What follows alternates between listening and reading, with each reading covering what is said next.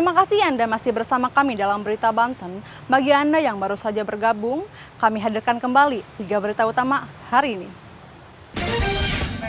Warga Kabupaten Serang terluka dianiaya begal, tas berisi uang juga dirampas pelaku.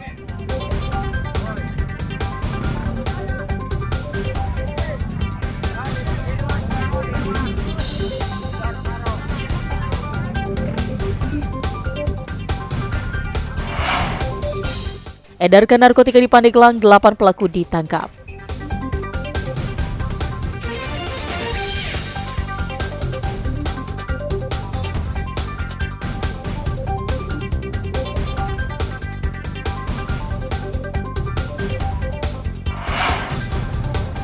Usai melakukan laga tandang, Timnas Sepak Bola Indonesia kembali ke tanah air.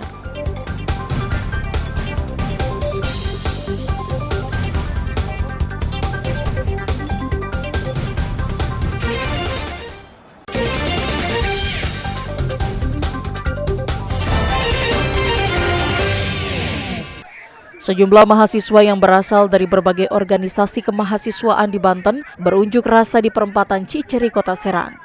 Unjuk rasa ini dilakukan di hari-hari terakhir masa kepemimpinan Presiden Joko Widodo untuk menyuarakan ketidakpuasan mahasiswa dengan 10 tahun masa kepemimpinan Jokowi. Selain dianggap gagal selama menjadi presiden, Joko Widodo juga dianggap telah menciderai demokrasi dengan memaksakan anaknya Gibran Rakabuming Raka maju sebagai wakil presiden mendampingi Prabowo dengan cara mengubah aturan melalui Mahkamah Konstitusi. Unjuk rasa yang awalnya berjalan dengan damai sempat memanas saat mahasiswa memblokir jalan hingga menimbulkan kemacetan panjang menuju jalan protokol. Akibat aksi blokir jalan yang dilakukan mahasiswa, sejumlah pengguna jalan termasuk para karyawan yang baru saja pulang kerja terpaksa jalan kaki karena kendaraan tidak bisa melintas. Itu turun dari mana? Turun dari mana, Bu? Dari situ tuh. Kenapa bisa turun dari sana? Karena bisa turun dari itu karena nggak bisa lewat kan sih. Nggak bisa lewat di blok jalannya. Iya. Pulang kerja bagaimana, Bu? Iya, pulang kerja jalan kaki. Biasanya sampai mana biasanya turun di mana? Biasanya di kebun. Selain melakukan pemblokiran jalan, mahasiswa juga melakukan aksi bakar ban di tengah jalan.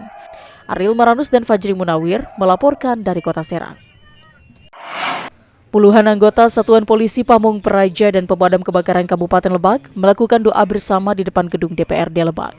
Doa ini sebagai bentuk kepedulian dan solidaritas sekaligus mengenang sosok almarhum Yadi, seorang anggota Satpol PP Kabupaten Lebak yang meninggal dunia usai tertimpa pintu pagar besi gerbang gedung DPRD Lebak saat mengamankan unjuk rasa. Almarhum menghembuskan nafas terakhirnya di Rumah Sakit Hermina Tangerang saat menjalani perawatan. Almarhum dikenal sebagai orang yang memiliki dedikasi tinggi, ramah, serta baik di lingkungan kerja maupun di rumahnya. Satpol PP dan Damkar berkumpul di sini di depan kantor gedung DPRD Kabupaten Lebak, yang mana sebelumnya kita sudah mengikuti acara doa bersama di kediaman almarhum untuk ke-7 harinya.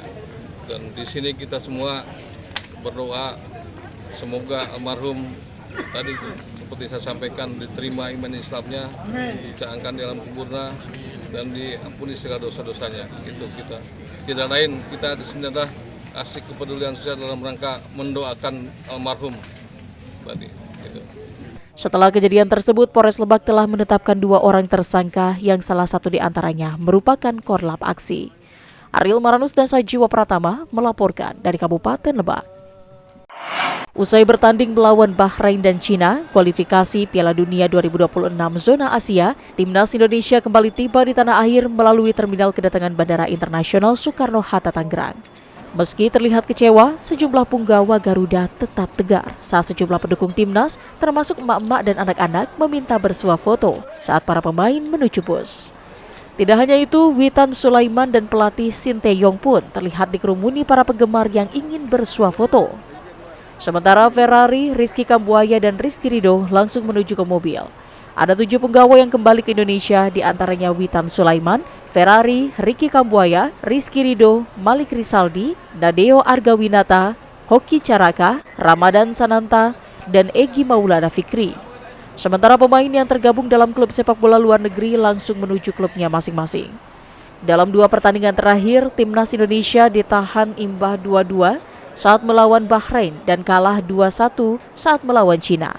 timnas akan memaksimalkan 4 laga kandang untuk meraih hasil yang maksimal.